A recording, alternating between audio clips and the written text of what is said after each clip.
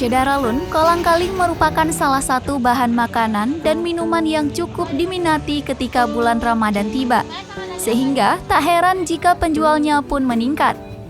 Amatan serambinews.com pada Sabtu 9 April 2022 di Pasar Impres Kota Takengon, begitu mudah terlihat penjual kolang-kaling.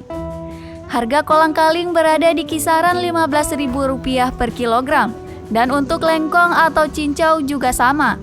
Putri, seorang pedagang kolang-kaling mengatakan, jualannya pada bulan Ramadan mengalami peningkatan dan diperkirakan mulai hari ke-15 biasanya akan lebih diburu warga.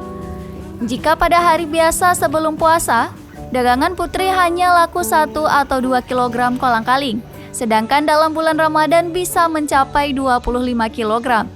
Malah ketika mulai mendekati Lebaran, penjualan kolang-kaling biasanya mencapai 50 kg. Kolang-kaling tersebut ia peroleh dari daerah yang ada di Aceh Tengah, seperti Rusip, Kuyun, dan Celala. Sedangkan untuk lengkong atau cincau didapat dari kota Medan. Dari Takengon, Bagus Setiawan, Serambi On TV.